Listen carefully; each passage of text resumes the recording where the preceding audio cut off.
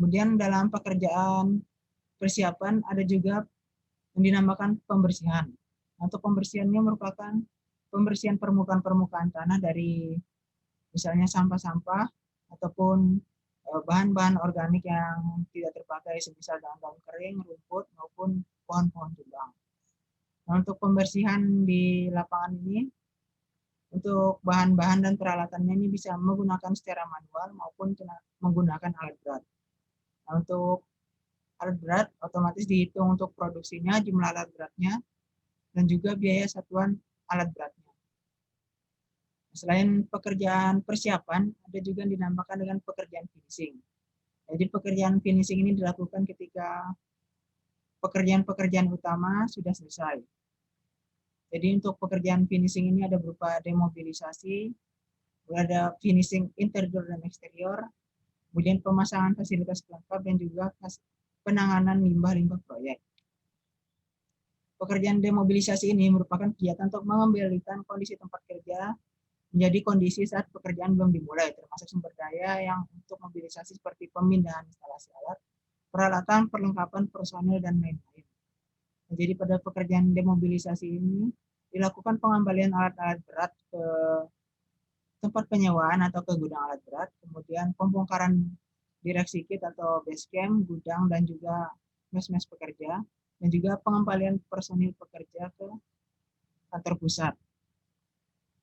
Nah, jadi sehingga pada pekerjaan demobilisasi ini area perlengkapan yang dimiliki oleh pelaksana tidak ada yang tertinggal di lokasi pekerjaan atau proyek.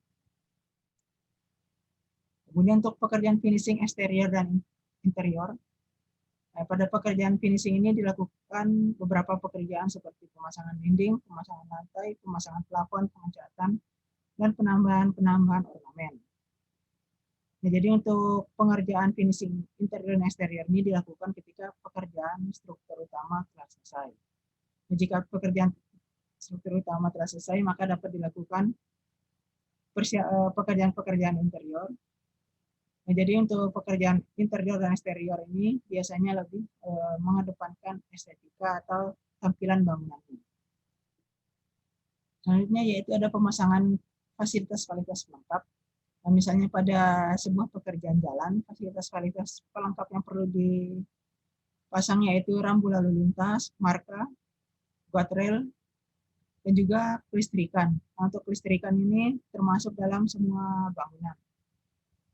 Nah, jadi dalam bangunan gedung juga maupun bangunan-bangunan lainnya, kelistrikan ini wajib. Misalnya pemasangan lampu-lampu, kemudian jika pada bangunan gedung yaitu pemasangan AC juga termasuk dalam pemasangan kelistrikan. Apa diperhatikan pada tabel yang ditampilkan pada slide, merupakan salah satu contoh perhitungan fasilitas pelengkap pada jalan, yaitu perhitungan estimasi biaya untuk marka jalan. Jadi untuk marka jalan ini ada pekerja, tukang, mandor, kemudian bahannya berupa cat marka dan juga glass bead, kemudian untuk peralatannya ada mesin cat marka, ada dump truck, dan juga alat bantu. Sehingga didapatkan untuk harga satuan pekerjaannya yaitu dalam satuan meter persegi. Untuk pekerjaan marka jalan termoplastik ini.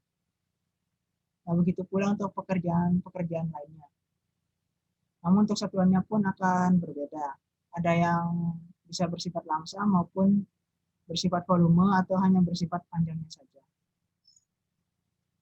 Kemudian yang selanjutnya yaitu penanganan limbah. Jadi ada beberapa faktor atau hal-hal yang dapat menyebabkan adanya limbah pada suatu proyek. Nah, pada suatu proyek, limbah dapat berupa sisa pemotongan atau kelebihan material dan juga material yang rusak, patah atau tercecer. Nah, biasanya disebabkan kualitas material yang digunakan kurang baik sehingga mudah mengalami kerusakan. Kemudian dikarenakan kesalahan atau percobaan pekerja, tidak ada tempat penyimpanan material sehingga bisa menyebabkan material rusak. Kemudian kesalahan dalam pencampuran material, metode penyimpanan material kurang baik, kemudian pemindahan material dari gudang ke lokasi proyek kurang baik, perbedaan antara ukuran material yang disiapkan dengan material yang dibutuhkan, dan juga kondisi gudang yang lembab sehingga mengakibatkan material lebih cepat rusak.